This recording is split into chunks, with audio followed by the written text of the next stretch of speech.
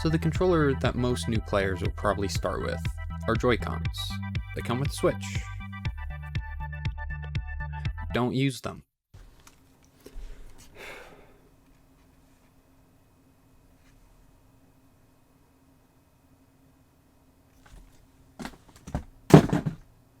So Joy-Cons are notorious for being pretty bad controllers. Everyone's heard of Joy-Con drift. They're very small in your hands, which if you have tiny hands, that's fine. But I know for me, I don't. If I play on this controller for like 20 minutes, my hands hurt. They're bad. Another thing most people hate about Joy-Cons, myself included, is how straight and like vertical they are.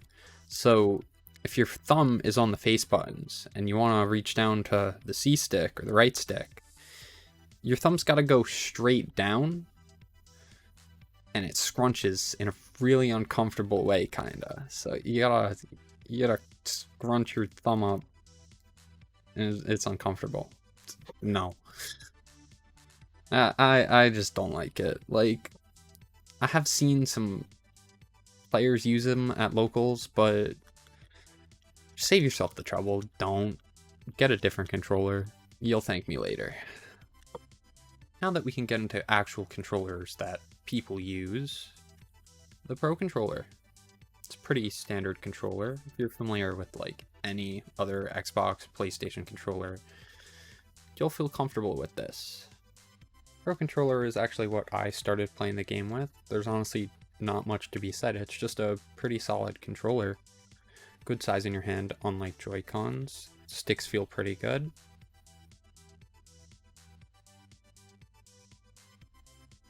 The one issue with this controller when it comes to a tournament setting is they're wireless.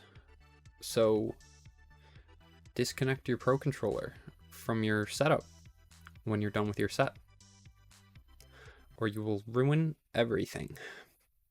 But also with a wireless controller, there also comes the issue where if you go to a major tournament with like hundreds of people that are also using wireless controllers, there might be some interference messing with your inputs. But I don't really use this controller. I haven't experienced that myself, but I've heard horror stories about it. But then again, if you're playing in your house or at your local or online, that's not going to be an issue. So that really only pertains to you if you're planning on going to like really big tournaments and using your controller wirelessly. Other than that, good controller. If you're not used to using a Gamecube controller, it looks and feels really weird at first. The A button is like gigantic. All the other buttons are like around it in a circle. The C stick is just like this little nub. There's only one shoulder button. The triggers have like a lot of travel time. But this controller is the most popular controller at the tournament level for a reason. The face button layout right here being really weird at first, it's actually like the perfect layout for Smash. The A button's giant. The button you're probably pressing the most. You can mash it really easily. The C stick, it being tiny, might be weird at first, but then it doesn't get in the way. Both of the sticks have notches, so you can really angle where your attacks are. If you're angling in F tilt, a forward tilt, you can angle it lower, higher, easier. Where on Pro Controller and Joy-Con, or any controller that doesn't have notches, you don't really get that precision. There are, however, some barriers to entry with GameCube controllers. First of which is you need an adapter. Get either a Mayflash or an official Nintendo adapter. Third-party ones, they're unreliable. Sometimes they can even break your controller from like unplugging it and plugging it in and stuff like that. They usually go for like anywhere from like 10 to 20 bucks I've seen on Amazon. Now there are more recent GameCube controllers made by third-party companies that are either wireless or connect via USB, so you don't need a GameCube adapter for them. But honestly, just because of like build quality and stuff, I'd recommend going for an original like style GameCube controller, over anything that's third party. Another issue with getting a GameCube controller is getting it. They don't really carry them like at retailers anymore, but you can order them on Amazon. You can get the Smash Ultimate controller with like the Smash Ultimate logo on it pretty easily on Amazon, and then you can also get the older, like more original GameCube controllers, but most of the time those are going to be used, so getting anything used, it's like hit or miss whether it's going to actually be good. But I would recommend getting an official Ultimate controller.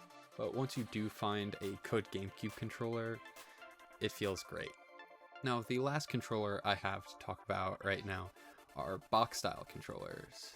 These are probably the least popular because of the learning curve and accessibility of these. They're really weird at first. Now, looking at one of these controllers, which I don't own because they're always either sold out or really expensive, is that they don't have a stick. It's all buttons. But if you think about it, it's just like playing a game on a keyboard, which you can also do if you get an adapter, and it works very similar to Boxx controllers. Now, that being said, there is a very steep learning curve to using a controller like this because of the no sticks and all button layout. There's like modifier keys that like depend on like whether you're walking or not.